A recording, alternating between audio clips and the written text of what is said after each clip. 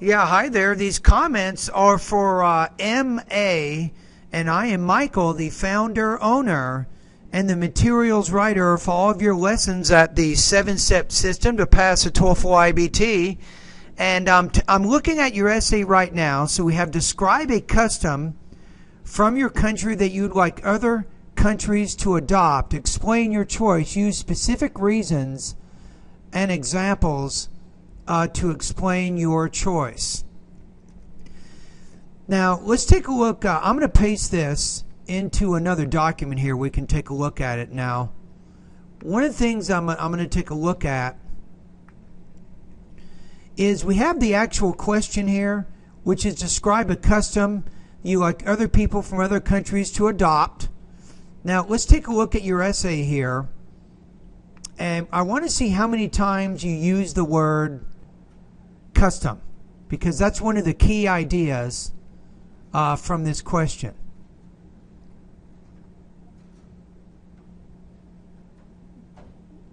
Okay, let's look here. Okay, here we go. Okay, I'm searching for the word custom. So we have custom in the second line. We got the next one. Okay, so you are repeating this idea, which is a good strategy. You definitely want to do that. Now, let's take a look at the beginning. So what I want to do right now is take a look at your introduction. So the introduction, a little bit unusual. It's extraordinarily long. And I'm guessing that you might separate this into 3 paragraphs, maybe 4, I'm not sure. She said there are not only the geographical borders that can determine the limits of any country, but there are also many other features that distinguish countries or even small towns, such as customs and habits. So this is okay. So you have some general ideas. In many cases, you might hear say all that we need to identify the home country of any person without asking him or her. I would not use a comma, so he's just waiting and watching, I would say, his or her customs in various occasions, and that will uncover his or her origin. Saudi Arabia is like all the countries, or you might say Saudi Arabia, comma, like other countries, comma, owns many customs which share some of them with Muslims and other people. I would say not others. So other people. This country which owns a great I would say here importance here, an adjective, not a noun. This country which owns a great importance among the Muslims because of its religious value has some customs that the people there are obliged with. All right, now we're getting more of a focus, which is good. Generosity with guests, respecting elderly people, and responsibility feeling toward others are one of the greatest features of Saudi people. Then you say people in Saudi Arabia appreciate their guests so much. Now here's the difficulty here. You have a lot of different things. This is where your essay kind of loses its structure, because the whole purpose of the introduction is to lead to a thesis. The thesis needs to focus around a custom. For example, you may talk about generosity with guests only, or you might discuss respecting elderly people only, or you might talk about a feeling of responsibility among your citizens. I wouldn't discuss all 3 because you're not going to have enough time to develop all of those points. It says, once you're a guest of a Saudi family, you will be enjoying the most friendly welcoming. Also, you will be offered many kinds of foods and drinks. You might want to say here that are served by most of the family members.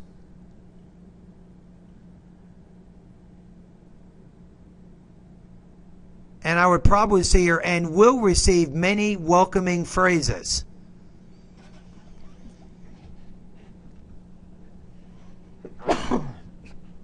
Excuse me. So then here you say, for example, we are so happy with your visit. It is a great honor to receive you at our house, and we hope you to repeat this visit many times in the future. I'm going to be honest with you. You don't have a great thesis here. There's no structure. You're jumping around to a lot of different customs. You're not focusing around one specific custom and why other countries should adopt that custom. So now, after discussing being guests, then you talk about elderly people are well behaved by Saudi nation, that they are treated with great love and respect. Now, if you want to move on to a new topic, which you should, and you should stay focused on one habit, but you say something like this. Other countries should adopt the custom of treating elderly people with respect because, something along those lines. So this idea here, it needs to connect better back to why other countries should adopt the custom. You said they are considered the most important members of any family, and everyone will do their best to make them feel happy and comforted. For example, the young people kiss their hands and heads in meetings also. They are served by the youth who are always ready to offer them help. In Saudi Arabia, people feel great responsibility towards each other, that they must help anyone who is in need, even if he or she is a stranger. For example, if anyone is faced with a financial problem, all of their acceptance, you have too many different things going on here. You say customs in Saudi Arabia own great human value. Again, you're using customs in the plural sense. The actual writing assignment is to describe a custom, one specific custom from your country. So technically, I don't think you did a great job answering this particular question, right? Now, the question is now, what is your score? What are you going to score and why? So if I go to the rubrics, in order to score in the 4 range, you must address the topic of the task in the writing well. You did not. You talked about too many different things, and you didn't really make the purpose clear in the writing, specifically why other countries should adopt this particular custom. That question, that idea, you did not really answer in there. In the 3 area, you also have to address the topic and task using somewhat developed explanations. I'm going to say still no. You still didn't do that. So I'm going to put you in the 2 range here. So here we have a limited development of ideas as they relate to the topic of the task. Inadequate organization or connection of ideas. You need a much better thesis. You need to more clearly frame the topic sentences in those body paragraphs. You also have numerous problems with inappropriate word choice or word forms. You have a large number of errors in sentence structure and or usage. So your score here, I'm going to put you pretty low here. I apologize, but it is what it is. Because you want to get on it, you want to get feedback exactly as to where you are right now. That's the whole purpose of actually the purpose of our first practice test in this class was to give you a baseline so you could see what your problems were so that you could work on those things before the midterm. You still have problems. So here, I'm going to give you 2.0 out of 5, 14 points out of 30. Now, for the purposes of our class, this is going to put you at 64% out of 100. Now, what do? I'm going to go over to my course right now and show you a few things. First of all, there's a few things here that you want to take a look at definitely. Lesson number 1, you want to read that. Go to lesson number 1. Before beginning a TOEFL IBT writing test, you better read this. I think it talks about the importance of answering the question. That's exactly what you did not do in this practice test. Also, take a look at lesson number 2, pre-writing strategies for the independent writing task. Lesson number 3, creating shopping lists to organize your writing. I think this is also very important for you right now. I know that you've seen these lessons, you've studied them, but you have not mastered the information in these lessons. Number 4, creating sharply focused thesis statements for the independent writing task. Also, take a look at that one. And then one more, lesson 4.1, a simple, direct approach to answering TOEFL IBT independent writing tasks. So if you go through those lessons, this is going to help you with some of the weaknesses that you're having right now.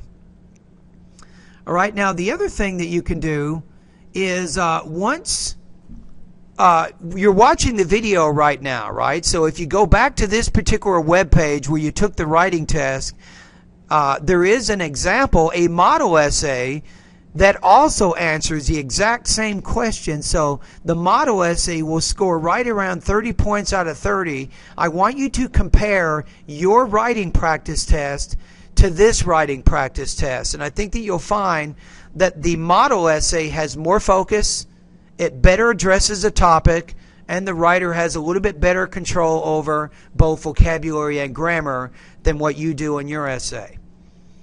All right, now the other thing you can do, which is going to be helpful, is if you go to a Writer's Reference 6th edition, this is my grammar lesson number 7, go to writing exercises first.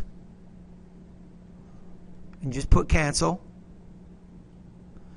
And you can also take a look at, I want you to take a look at thesis statements, introductions, and topic sentences. I think that these areas, again, thesis statements, introduction, and topic sentences will be important for you.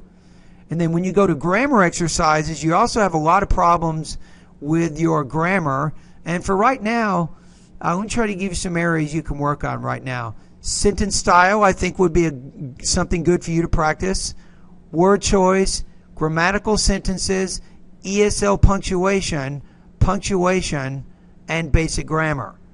So this will also give you some very good practice. Remember, you have some language issues that you have to solve. You can't just do the same thing. You have to think about different things that you can do that's going to help you get better. Now, as you do these practice exercises, for example, sentence style, let's say you do parallelism.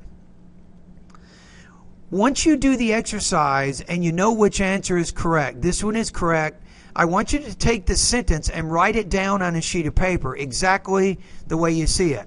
You're going to say, for example, in 1998, a tsunami hit a populated coast in Papua New Guinea, killing 2,000 people and wiping out whole towns. Then you want to underline killing 2,000 people, wiping out whole towns, because that's showing you how those two grammar structures are parallel. So as you go through the exercises, take time to take notes and write down the information. You will better remember, and you will improve your editing if you follow that particular tip. Now, it's going to take some work. Remember, if you're at 2.25 out of 5, you're going to have to work pretty hard, but you can do this. And if you go through these lessons and prepare, I think that you will do much better on the final exam in this class. All right, anyway, thank you again for completing the assignment, and keep up the good work.